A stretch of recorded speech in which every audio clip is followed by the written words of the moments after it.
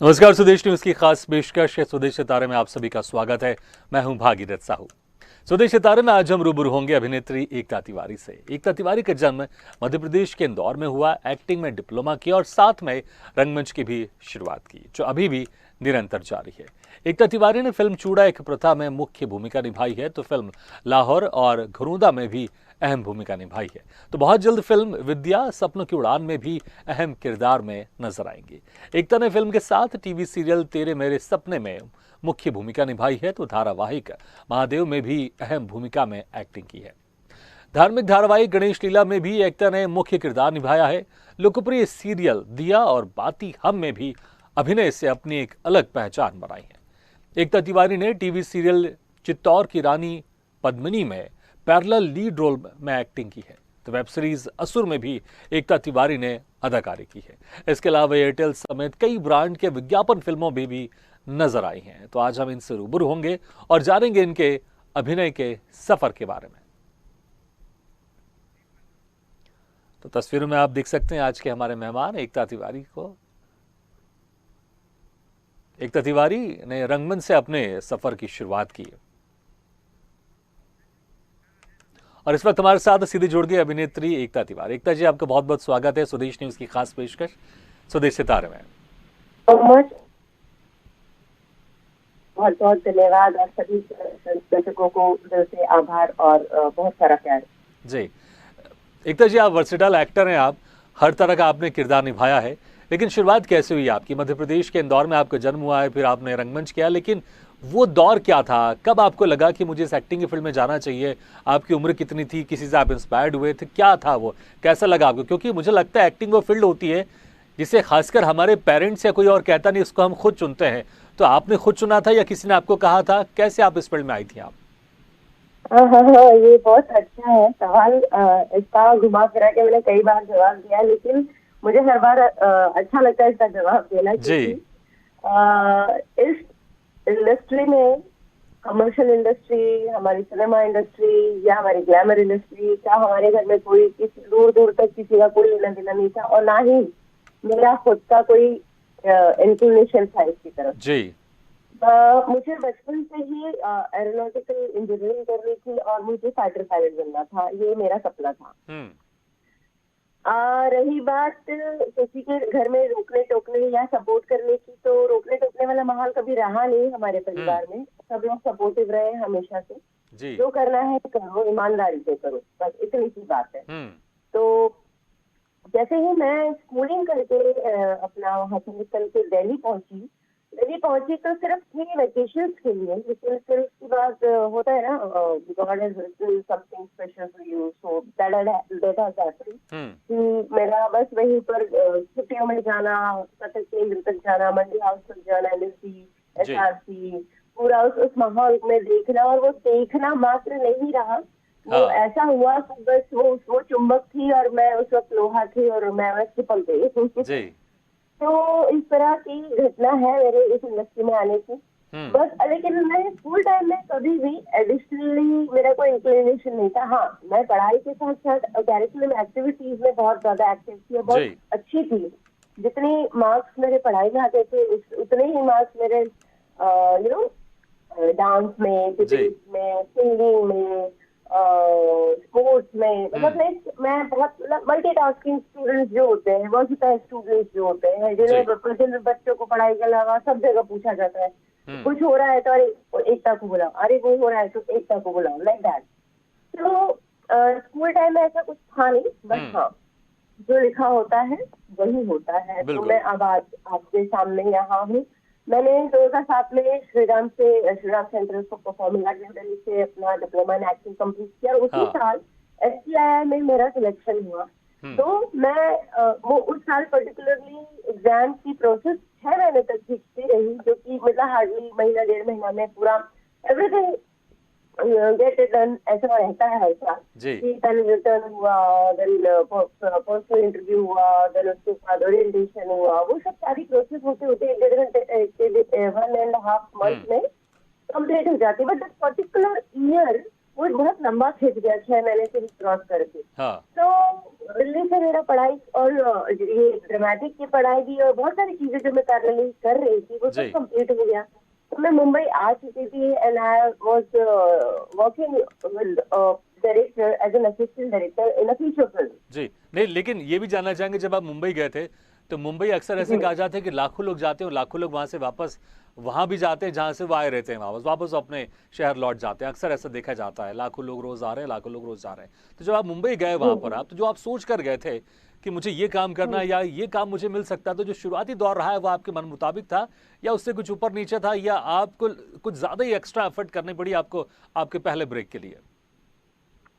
आप यकीन मानिए, मैं हर इंसान कहता है ना कि मुंबई ऐसे जाओ वैसे जाओ, फलाना करो ढिमकाना करो। मैं बस इतना कहती हूँ प्रिपरेशन के साथ जाओ जिस भी फील्ड में जाना चाहते हो। बट मेरे साथ जो हुआ, मैं चाहूंगी कि भगवान सबके साथ वैसा या उस जैसा करे या उससे और भी बहुत अच्छा करे जी। क्योंकि मैं जिस दिन मुंबई आई हूँ, पहले ही दिन मैंने एयरपोर्ट से पर लैंड किया है और मैं सीधा विद लगेज मैं पहुंची हूँ सागर आज के स्टूडियो, जहाँ पर मुझे डबिंग करनी थी। और मुझे क्या डबिंग करनी थी, कैसे करनी थी, मुझे कुछ आइडिया नहीं था। अच्छा। ठीक है, तो But मुंबई मुझे आने ये से पता पहले था मुंबई आने से पहले ही आपकी डील डन हो गई थी कि आपको ऐसे जी, डबिंग के लिए आपका डबिंग ना करनी है? है। जी। Yes. So I directly went to Sagar Studio and then तभी कोई एक शो आता था पृथ्वीराज चौहान जी। और संयुक्ता वाला, है ना। बिल्कुल। तो उसमें जो लीड की हीरोइन की आवाज कुछ गड़बड़ थी उस वक्त, तो प्रोबेबली पर्टिकुलर टाइम पे या अदरवाइज भी कुछ उनका रहता होगा, मुझे नहीं पता था। बट मैंने उस दिन पहली बार वो उनकी रिकॉर्डिंग की और 750 रुपए यानी 750 रुपीज का चेक लेके मैं बाहर अच्छा। निकली थी फर्स्ट डे। जी।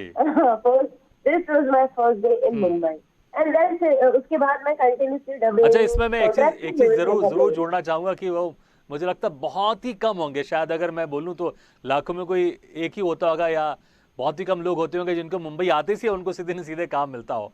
क्योंकि लोग तो आते हैं, कहाँ रहना है, किधर जाना है, इसी में 2-3 महीने गुजार देते हैं वो तो। जी हाँ। लेकिन एक चीज होती है ना भाई जी, आप देखिए जब आप किसी चीज की प्रिपरेशन में होते हैं, हाँ। लाइक जैसे हमने ड्रामेटिक पढ़ करके आया है, हम ऐसे मुंह उठा कर नहीं आए हैं, तो हमारी कनेक्टिविटी बहुत ना कहें बट अपने सीनियर्स से मतलब सब हमसे पहले जिन्होंने पढ़ा है वो लोग तो यहाँ है ही ना।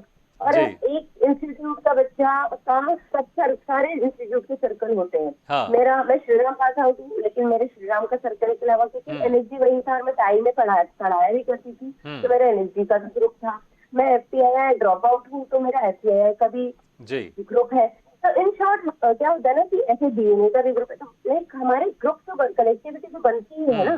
तो आप आ रहे हो या कोई और आता है तो वो मुझे कांटेक्ट करता है। जब मैं आई थी तो मैंने अपने सीनियर्स को, अपने टीचर्स को जो यहाँ थे उनको कांटेक्ट किया था, तो उतनी इनिशियल हेल्प तो हो ही जाती है। बिल्कुल। तो इसलिए कहते हैं कि आप प्रिपरेशन कीजिए, क्योंकि उस प्रिपरेशन के समय आप सिर्फ पढ़ते नहीं है, बहुत सारी चीजें आप और भी कलेक्ट कर रहे होते हैं आगे के लिए, अपना क्या पृष्ठभूमि बना रहे होते हैं कि अच्छा अगला कदम ये है, वहाँ मुझे इन सपोर्ट की और इन लोगों की जरूरत पड़ेगी, तो वो वहाँ वही मिलते हैं आपको। बिल्कुल। तो इसमें मैं एक चीज ऐड करना चाहूंगा जी। बिल्कुल। तो जो अक्सर लोग मुंबई जाके स्ट्रगल करते हैं, किनसे मिलना है, कहाँ करना है, कहाँ जाना है, किधर रहना है और क्या काम करना है, ये सब आप पहले से प्रिपेयर करके आई थी आप कि मुझे कहाँ रहना है, किधर क्या करना है। और वो जो स्ट्रगल होता है जो शुरुआती दौर का, उसकी आप तैयारी बहुत पहले से कर रही थी मुंबई आने से पहले। और मुझे लगता है ऐसे ही सबको करना चाहिए। नहीं तो अक्सर लोग बोरिया बिस्तर लेके बस मुंबई पहुंच जाते हैं, और कुछ लोग को तो मैंने देखना वहां जाकर वो एक्टिंग सीखते हैं, वहां पर वो मुंबई में काम ढूंढने के बदले वो एक्टिंग सीखते उधर वो। एग्जैक्टली। मैं ये नहीं कहूंगी कि हम लोग सीख लेते हैं या हमारे कनेक्टिविटी रहती है तो आसान मतलब सब कुछ हो जाता है, नहीं ऐसा नहीं है, लेकिन चीजें आसान हो जाती है। आपको जब पहले से चीजें पता हो तो थोड़ी आसान हो जाती है चीजें। आपको पता है कि अगर अभी मेरे पास मान लीजिए मैंने अभी मुझे घर नहीं मिला है खुद के लिए, तो मैं किसी दोस्त के यहाँ 4 दिन रह तो सकती हूँ। बिल्कुल। मुझे स्टेशन पे तो या सड़कों पे तो नहीं भटकना पड़ेगा। बिल्कुल जी।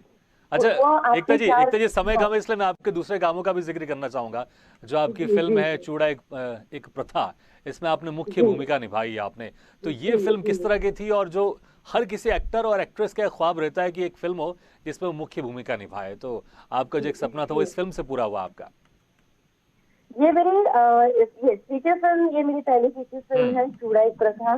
जिस जिस फिल्म को मतलब अपार्ट ऑफ मी, मुझे तो उसके लिए बेस्ट एक्ट्रेस के कई इंटरनेशनल अवार्ड मिले जी। हैं, but apart of me only पूरी फिल्म को, पूरे अलग अलग डिपार्टमेंट्स को बहुत सारे अवार्ड मिले, like writing, screen writing, music, and I mean like different songs को डिफरेंट कैटेगरीज, मतलब जसविंदर जीवाला, कैलाश खेरवाला सर का, मतलब हर चीज को पर्टिकुलरली अलग अलग बहुत सारे अवार्ड मिले हैं। तो फिल्म इटसेल्फ, वो सब्जेक्ट वाज वेरी ब्यूटीफुल कि किसी हमारे समाज की जो आज की इतने अपग्रेडेड हम कहते हैं अपने आप को, इतना मॉडर्नाइज कहते हैं, इतना लिबरल कहते हैं, हम लोग सो कॉल्ड सूडो अपने आप को मानते हैं, बट आज की तारीख में भी हमारे भारत में इतने सारे प्रदेशों में, रूरल इंडिया में जो ये प्रथा है, ये क्योंकि फिल्म राजस्थान बैकग्राउंड में बनी है इसलिए इसका नाम चूड़ा एक प्रथा है, लेकिन ऐसे ही अलग अलग प्रदेशों में इसी प्रथा का नाम अलग अलग है। लाइक पंजाब में मैंने सुना है कि इसी प्रथा को चुनरी प्रथा कहते हैं,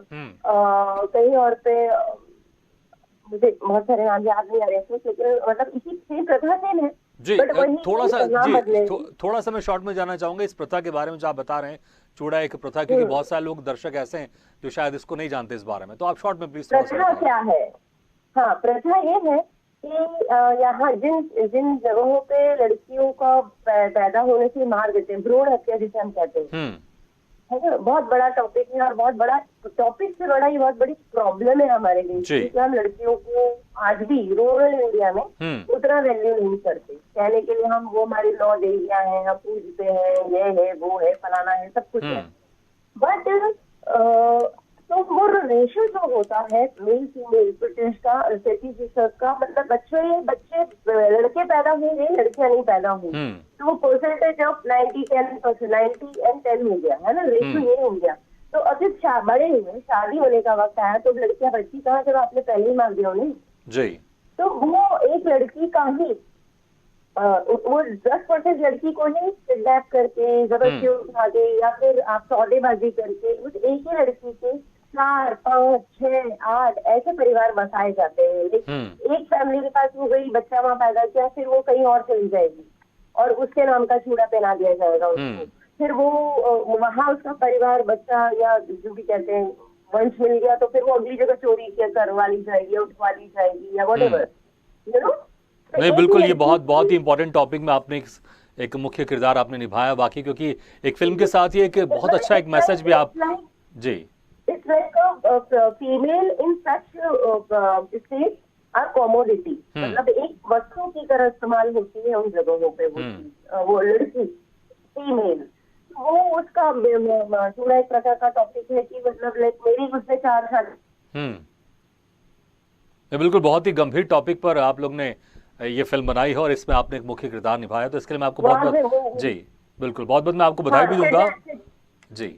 अच्छा, इसके अलावा मैं सीरियल्स की भी बात करना चाहूँगा, कई सीरियल भी किया आपने, लेकिन जो खासकर तेरे मेरे सपने आपने इसमें मुख्य भूमिका निभाई है, तो जो सीरियल है बड़ा ही फेमस महादेव है, उसमें भी आपने अहम भूमिका निभाई है। तो सीरियल का सफर कैसा रहा आपका, क्योंकि आजकल सीरियल भी डिफरेंट तरह के हो गए। एक जमाना था जहाँ पर सीरियल के जो कलाकार थे वो सीरियल के होते थे और फिल्म के कलाकार फिल्म के होते थे, लेकिन आजकल सब मिक्स हो गया है। आजकल तो कुछ छोटी बजट की जो फिल्में होती हैं वो सीरियल के जो हीरो हीरोइन होते हैं उनको ले लेते हैं, या बड़ी बजट की फिल्में भी चले जाते हैं। आजकल वो बैरियर खत्म हो गया। एक जमाना था कि सीरियल में काम करने वाले फिल्में नहीं करते थे, फिल्म में काम करने वाले सीरियल में नहीं करते थे। ये क्वेश्चन अच्छा है, लेकिन इसका ये थोड़ा ना इसके छोटे से इंटरव्यू में मुझे लगता है ये एक इंडिविजुअल इंटरव्यू होना चाहिए इस टॉपिक के ऊपर जी, क्योंकि ये बहुत लंबा जाने वाली बात है। नहीं, मैं इससे मैं आपसे इसलिए पूछ रहा हूँ कि आपका जो एक्सपीरियंस था, आपने फिल्मों में भी काम किया है, आपने टीवी सीरियल्स में भी आपने काम किया है, तो आपको इन चीजों को लेकर इस पर आप अपनी बात को रखते हुए आप किस तरह से आप कहना चाहेंगे आप इसमें? आप भागीरथ जी, आप देखिए, आर्टिस्ट होता है, कैटेगराइज इंडस्ट्री उसे करती है कि ये सीरियल का आर्टिस्ट है और ये फिल्म का आर्टिस्ट है, ये छोटे पर्दे का है, ये बड़े पर्दे का है, बट मौका जिसको पहले जहाँ मिलेगा वो वही काम करेगा। इरफान साहब से लेकर जो हमारे बीच अब नहीं रहे, बिल्कुल भगवान उनके आत्मा को राजपाल यादव को भी ले लीजिए, राजपाल यादव भी टीवी सीरियल से आए थे, वैसे बहुत सारे कलाकार। बिल्कुल शाहरुख खान को ले लीजिए, शाहरुख खान का हम कैसे भूल सकते हैं, बिल्कुल फौज जी, फौजी उनका। इट्स नॉट कि आर्टिस्ट छोटे पर्दे का होता है या बड़े पर्दे का, आर्टिस्ट आर्टिस्ट होता है। हाँ। वो it's just matter of time कि उसको पहले उसे कौन सा मौका मिला, पहले टीवी पे मौका मिल गया या फिर उसे बड़े पर्दे पर मौका मिल गया, क्योंकि वो आया तो काम वही करने है ना। बिल्कुल। आप उसके लिए वेट तो नहीं करेगा, अगर यार छोटा पर्दा मुझे काम दे रहा है लेकिन मैं नहीं बड़े पे ही करूँगा, मैं वेट करूंगा, ऐसा नहीं होता। क्योंकि जो चीज पहले आ रही है ऑफकोर्स आप वही शुरू करेंगे। तो ये जो आप बोल रहे बैरियर अब खत्म हो गया, ऐसा नहीं है। हाँ, लोगों के माइंड में लोगों ने ये सेट कर रखा है स्टीरियोटाइप कि नहीं यार इसको नहीं लेना, ये तो बहुत जी। अच्छा, आपके जो हस्बैंड हैं वो भी एक्टर हैं, वो तो कैसे उनसे मुलाकात हुई, क्योंकि उनका भी एक बार हम इंटरव्यू ले चुके हैं बहुत पहले, तो आपकी उनसे मुलाकात कैसी हुई और ट्यूनिंग किस तरह से रहती है कामों को लेकर, क्योंकि अक्सर चीज़ें रहती कभी कभी, क्योंकि दोनों अगर एक ही फील्ड के रहते हैं तो कभी कभी कुछ चीज़ें भी रहती हैं कि आप एक दूसरे के कामों को लेकर आप विश्लेषण करते होंगे या कुछ कहते होंगे, या फिर आप अपने दोनों को कामों को सेपरेट रखते हैं, ठीक है आप जो कर रहे हैं करो, मैं उस पर इंटरफेयर नहीं करूंगी, मैं जो कर रहा हूं मैं उस पर इंटरफेयर नहीं करूंगी, या फिर दोनों के कामों को लेकर आप एक दूसरे को आप एक पॉजिटिव आप लोग सपोर्ट भी करते हैं कि ये करो, ये मत करो, या ये करना चाहिए, ये नहीं करना चाहिए। मैं इसको बहुत शॉर्ट पर खत्म करती हूँ। हम दोनों इस तरह के इंसान हैं कि अगर तुम्हें मेरी जरूरत लग रही है तो I am always there, whether it's personal और प्रोफेशनल। बट अगर आपको, क्योंकि हम दोनों इंडिविजुअली इतने इंडिपेंडेंट और इतने स्ट्रॉन्ग लोग हैं कि हमें लगता ही नहीं कि हमें किसी की जरूरत है। बट क्योंकि हम लाइफ पार्टनर है तो हाँ, बस इतना ही कि आपको पता है, मुझे पता है कि वो है और उसे पता है कि मैं हूँ। जहाँ जरूरत पड़ती है we are always there for each other, but we do not interfere in personal and professional at all. Because individuals, दोनों लोग बाहर निकले हैं बचपन से, दोनों लोगों ने बाहर पढ़ाई की, और हम जब वक्त से पहले ही बड़े हो जाते हैं जब हम घर से बाहर निकल जाते हैं, और हम दोनों ही बचपन से बाहर हैं। तो आप सोचिए कि हम लोग कितने बड़े हैं अपनी उम्र से। बिल्कुल। हम लोग मतलब, और इनफैक्ट इंडस्ट्री में जो भी है, आपको ना, आप कहते हैं ना चाइल्ड आर्टिस्ट को, बहुत सारे पेरेंट्स डरते हैं बच्चों को जल्दी इंडस्ट्री में नहीं डालना चाहिए, क्योंकि बच्चे वक्त से पहले बड़े हो जाते हैं। बिल्कुल। That is fact. लाइक अगर कोई 10 साल का बच्चा है तो वो आपको 20-25 साल की उम्र के तरह का ट्रीटमेंट आपको लगेगा, अरे ये ऐसे कैसे बात कर रहा है। बिकॉज इंडस्ट्री में आप इस तरह से काम करते करते, इस तरह के माहौल में रहते हो, लोगों से मिलते हो, इस तरह से आपके अंदर उस तरह का नेचर आ जाता है, वर्क वाइज, पर्सनली भी, सब चीजों से। तो हम लोग वैसे ही बहुत अपने एज से बड़े बाहर निकले हैं, क्योंकि now we are sorted, both of us we are home, and that is enough for me. मैं हूँ, so that is enough for him, and we both are so pure-hearted, जी। हम बहुत ब्यूटीफुल सोल जिसे कहते हैं, एंड हमें अपने मुंह से ऐसा नहीं कहना चाहिए, but yes, we know that we are beautiful souls, बिल्कुल, and we have beautiful minds, तो हमारा sorted है मामला, बहुत अच्छा। ग्रेट, बहुत बढ़िया जी। अच्छा, आपने बहुत सारे किरदार निभाए हैं, आपने फिल्में भी की हैं, बहुत सारी टीवी सीरियल्स भी किए हैं आपने, सबसे अच्छा किरदार जो आपको खुद को, हालांकि आपने जो निभाए हैं सबको, सारे किरदार आपको अच्छे लगते होंगे, लेकिन एक फेवरेट जरूर कोई किरदार होगा आपको जो आपने किया होगा, जो आपका बड़ा फेवरेट होगा और वो करके आपको बहुत अच्छा लगा होगा, बहुत सुकून मिला होगा आपको वो किरदार करके। ऐसा कौन सा किरदार था वो आपका?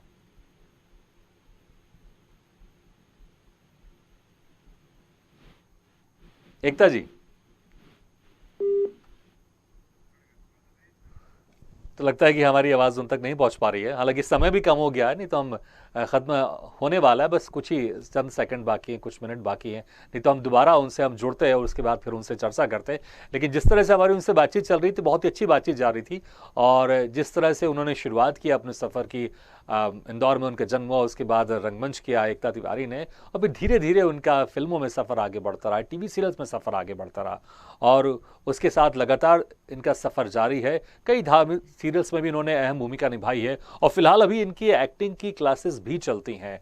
ये एक ज़माना था कि जब इन्होंने रंगमंच से शुरुआत की, लेकिन आज ये खुद अपनी एक्टिंग की क्लासेस भी चलाती हैं और बहुत ही बेहतरीन काम करी एकता तिवारी जी। एकता तिवारी जी, समय कम है, नहीं तो हम आपको जोड़ते और बातचीत हम कंटिन्यू करते, लेकिन बहुत बहुत शुक्रिया, आप हमारे इस कार्यक्रम में जुड़ी और अपनी जर्नी के बारे में आपने हमारे दर्शकों के साथ है उनके साथ जो आपके जो पल थे, आपके जो एक्सपीरियंस थे वो शेयर किया। इसके लिए बहुत बहुत शुक्रिया हमारे साथ इस कार्यक्रम में जुड़ने के लिए। तो स्वदेश सितारे में आज हम मुलाकात किया, हमने रूबरू हुए अभिनेत्री एकता तिवारी से। अगले बार हम फिर किसी शख्सियत से मुलाकात करेंगे, रूबरू होंगे। तब तक लीजिए इजाजत, लेकिन खबरों का सिलसिला लगातार जारी। आप देखते रहिए स्वदेश न्यूज, सबसे पहले देश।